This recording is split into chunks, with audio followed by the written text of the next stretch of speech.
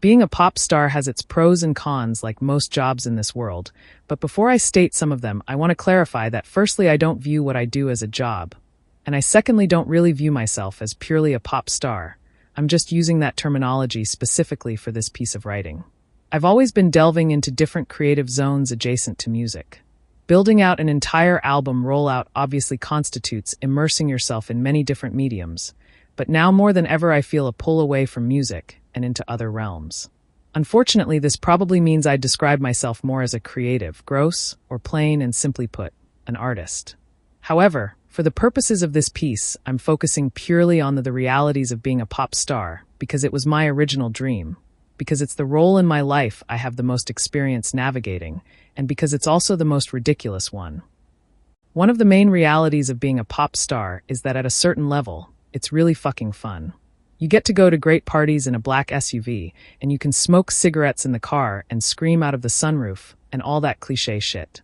At these parties, you sometimes get to meet interesting people, and those interesting people often actually want to meet you.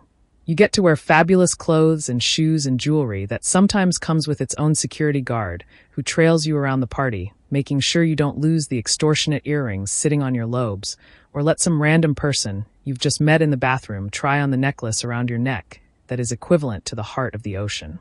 You get good free shit like phones and laptops and vinyl and trips and shroom gummies and headphones and clothes, and sometimes even an electric bike that will sit in your garage untouched for the best part of 5 years.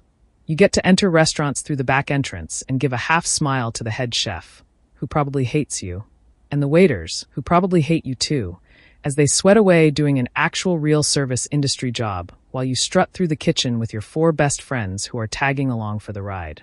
You get to feel special, but you also have to at points feel embarrassed by how stupid the whole thing is. You also get to hear a lot of incredible music that undoubtedly is going to shift culture and public perception months before it's released. The time Addison played me Diet Pepsi for the first time while driving around New York after dinner at Casino springs to mind. Sometimes you get to help out your other pop star friends by providing an opinion or lending an ear or a helping make a decision relating to their work, which allows you to feel a part of an interconnected community of people you love and respect. You also get to have fans, and their dedication to your work makes you feel like they will be there for you until the end of time, even though in reality they won't. You get to stand on stage and feel like a god. You get to make people cry with happiness. You soundtrack their breakups, their recovery, their crazy nights out, their revenge, their love, their lives. You get to travel the world and see all kinds of different places, and you never even have to worry about booking a single element of the travel yourself, because you have an amazing tour manager to do that for you. You get to call in sick whenever you want, and you never have to worry about bailing on work last minute, because you know for certain that there's another pop star out there who's actually way more unreliable and flaky than you. Thank God. You will also end up spending a lot of time inhabiting strange and soulless liminal spaces.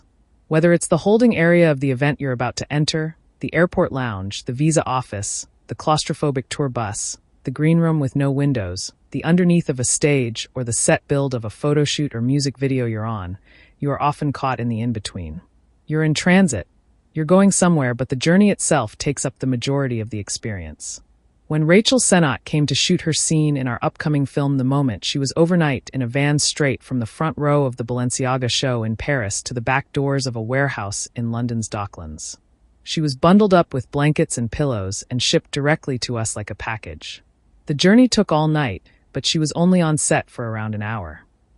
Another thing about being a pop star is that you cannot avoid the fact that some people are simply determined to prove that you are stupid. I've always been completely fascinated by this, and think it has something to do with self-projection.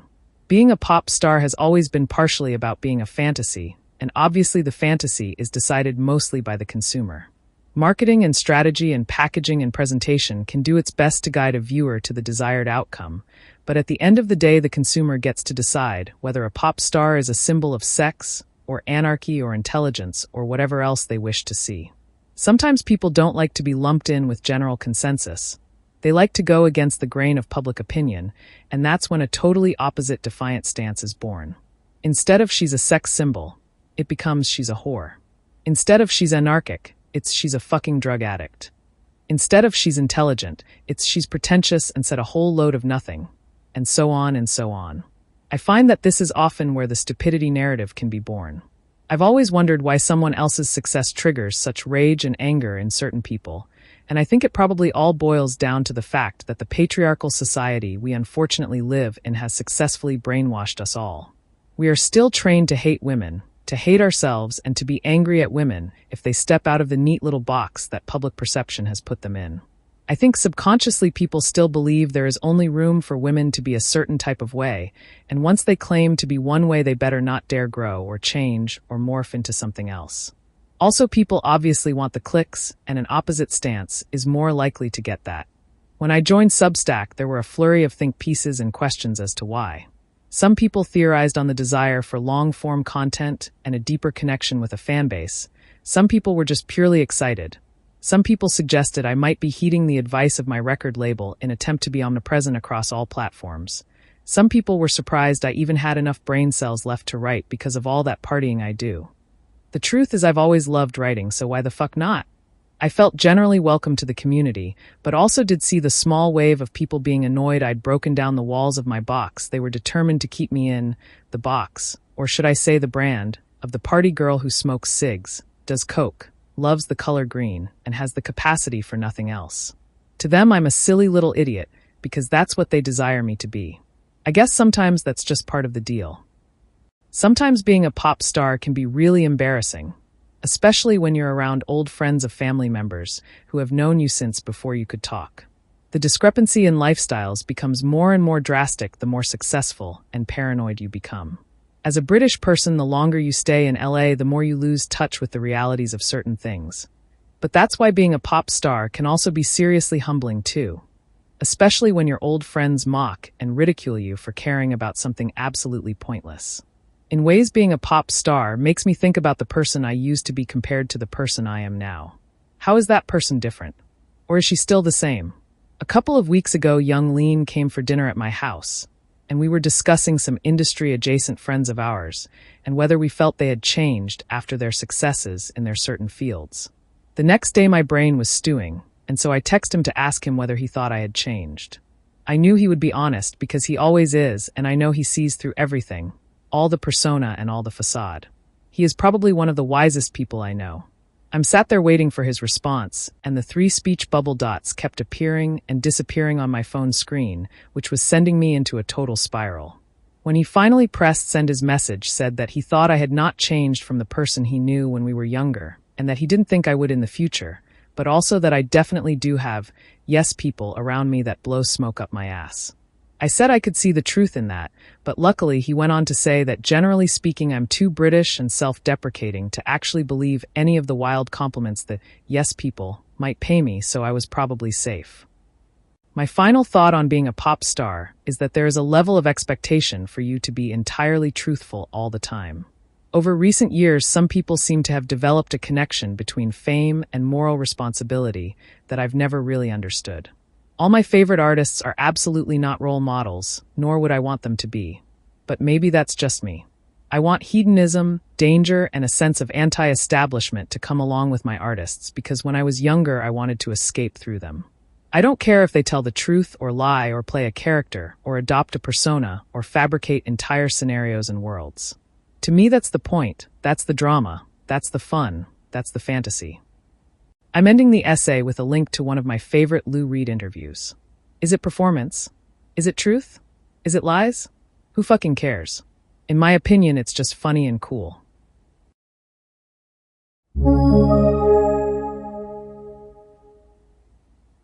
Running on the spot in a dream. This feels good right now. By Charli XCX. I've been in a state of overwhelming creativity of late, so much so that I feel like I'm running on the spot in a dream. There are so many ideas pouring out of me that sometimes I don't even know where to begin. My friend Georgia and I were recently talking about how our preferred superpower would be the ability to conjure more time. Ideally, every week would be 8 days long instead of a pathetic 7.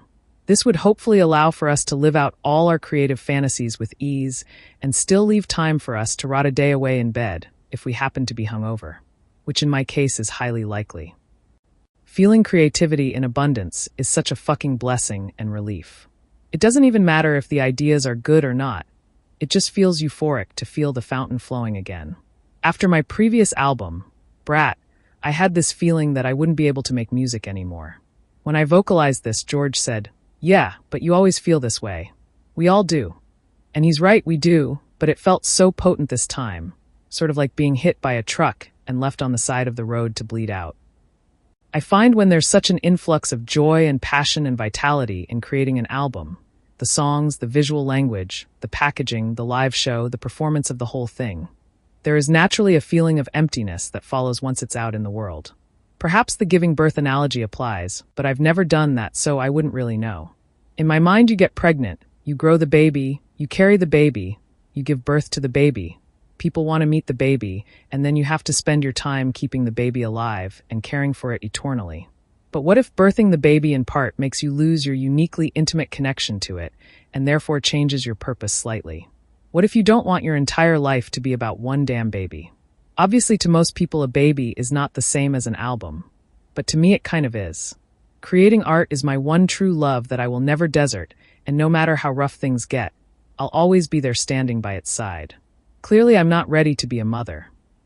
What I'm basically saying is that when a body of work that I have nurtured and cared for is thrust out into the world, the umbilical cord is cut, and naturally everyone begins to project the work onto themselves. The meaning is morphed, personalized, and applied to each individual's own life. As it should be. That's obviously the point. I'm not saying this negatively, more just factually. My purpose and involvement in the work itself is suddenly altered. It is less mine and more everyone's. When this moment happens, I normally go searching elsewhere for fulfillment. But with Brat, my latest baby, people seem to care about her more than usual. So I stuck with her and watched her grow. It was fun, don't get me wrong. I reached new highs and new lows, and both were equally important. But by the end of the process, I sort of felt like I was squeezing blood from a stone, trying to get every last drop of liquid life out of an idea I had already been sat with for years prior. I still love her, don't get me wrong, but I was itching to move on and was simultaneously frustrated that I was so depleted that I couldn't. I was stuck, I was empty, I was barren, I was running on the spot in a different kind of way. I couldn't really even listen to music without feeling depressed. Everything felt monotonous and boring, even if it wasn't. In early December 2024, I got a text from an unknown number that turned out to be Emerald Fennell. We had previously shared the same glam team and had met once at a party in a house by the Chateau Marmont, but other than that our paths hadn't really crossed. The text felt out of the blue, but obviously intriguing. I had heard through the grapevine that she was making an adaptation of Wuthering Heights, and so when she sent me the script to read, I devoured it instantly. I was in London at the time. It was freezing and miserable and getting dark at around 4 p.m., which felt fitting. I began to sink into this reimagined world of Wuthering Heights, and I suddenly began to feel inspired. I was immersing myself in a story that was not my own, a story that was steeped in history, a story that had existed since 1847, TYSM Emily Bronte. I was purely a voyeur, and I was enjoying being one. The language of this world felt so opposite from the world I had been inhabiting for the past 2.5 years. I began to feel a sense of freedom again. I called Emerald and asked her what she was hoping for from my read of the script. She coyly suggested a song. And I suggested an album. Because why not? I wanted to dive into persona, into a world that felt undeniably raw, wild, sexual, gothic, British, tortured, and full of actual real sentences, punctuation, and grammar. Without a cigarette or a pair of sunglasses in sight, it was all totally other from the life I was currently living. I was fucking IN. As some of you may know, I'm currently feeling more inspired by film than I am by music. Film is where my creative brain seems to be gravitating. I'm enjoying acting, I'm enjoying writing, I'm enjoying watching, and I'm above all enjoying discovering a new craft. Those things feel really enriching and instinctual to me at the moment, but also music is a limb I will probably never fully be able to cut from my body despite trying quite hard to do so at points. When Emerald approached me with an open mind and a total willingness for me to explore, I thought, okay, I can do something cool here. I can write songs from a different perspective, and I can think about these songs as purely serving the film they've been written for. For me, that's a totally different approach, and finding a new approach always feels like a lifeline to a new way of creating. This collection of songs is an album, and sure, my name's on the credits, but is it a Charli XCX album? I don't even know. nor do I really care to find out. All I know is that it's a celebration of my freedom as an artist right now, and that I feel passionate about what I've created and how it's been created. I also know that I'm enjoying talking about the work here in long form. When I listen to this music, in ways it takes me back to my first album, True Romance. There's something nostalgic about it, something cyclical, like I'm re-embracing the Gothic and my earlier touch points. I'm writing through the lens of the screenplay I read, and only occasionally checking in with my own internal narratives. Most likely it's not something I will tour. I'd just like the songs to live as songs, within and adjacent to the film. I made this album mostly with Finn Keen. From the very start of our process, we were discussing the Todd Haynes documentary about the Velvet Underground, and in particular this one quote from John Cale, where he describes that the main sonic rule of creating songs for the band was that all things had to be both elegant and brutal. We started to live by this description as we created songs for the Wuthering Heights album throughout most of this year.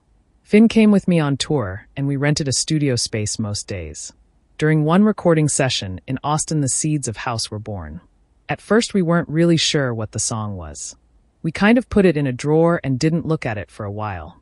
But then, in August, we reopened the drawer while we were working at our friend's studio in LA, and that's when something clicked for me. I was like, we need John Cale. And to be honest, in that moment, I wasn't confident we'd get him. After searching around for a while, we did manage to eventually connect. Another unknown number, another surge of creativity. John called, I answered, we spoke, and I felt inspired. I offered the idea of reciting a poem, and he went away to think about it, and a few days later he sent something back. Finn and I listened. We went through a variety of different emotions before landing on, okay, this is brilliant. I wanted opposite, I wanted other, and I had found what I was looking for. To be on a song with one of my heroes is quite frankly completely magical and totally unexpected. Running on the spot in a dream kind of vibes. I'm happy to stay here for a while. If you're still here reading all this, thank you. I don't often talk about my work in this way, but with these songs it just felt right.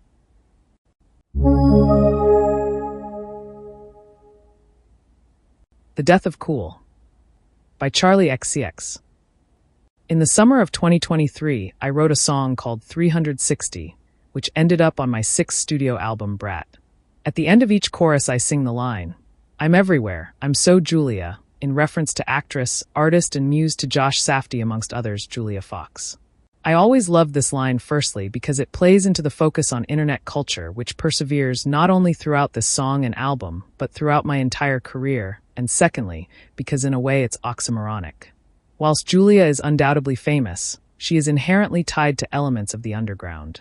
Although she is often seen and recognized and out, her approach to fame and celebrity are nuanced and avant-garde, and sometimes brutally honest in a way that is particularly distinct and not the norm.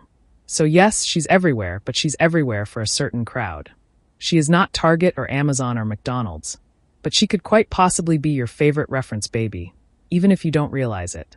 But if Julia Fox did have a custom McDonald's meal and a clothing line with Target and little Julia drones were delivering everyone's Amazon packages, would this mass exposure make Julia Fox uncool? I honestly don't think so, because I'm sure she'd find a Warholian way to make it all make sense. I have always rejected the idea that art, film, persona, or music becoming commercial means it cannot also be considered cool. The rejection of commerciality, just because, is such a boring and immature argument that is perhaps more suited to some mediums than others, but in general I find to be elitist in a way that does not thrill me whatsoever. Disliking something purely because of its widespread popularity or links to commercialism comes with a distinctly art school type energy that is super triggering to me. This is probably because I was absolutely ridiculed during my first crit as a student at the Slade School of Fine Art when I stuck 10 drawings of neon-colored ponies, writing dynamite sticks to the wall using blue tack, and then stood back and did that thing of trying to let the work speak for itself. Most of my fellow classmates laughed and threw deliberately reference heavy, seemingly highbrow questions at me to which I basically had no answers for. Most except for my friend Matt Copson, who told me afterwards that he quite enjoyed the whole experience. I'd argue he's probably one of the more successful artists to come out of my years at the school. Real recognize real, I guess. My fascination with the combination of high and low has always been a big driver within my work.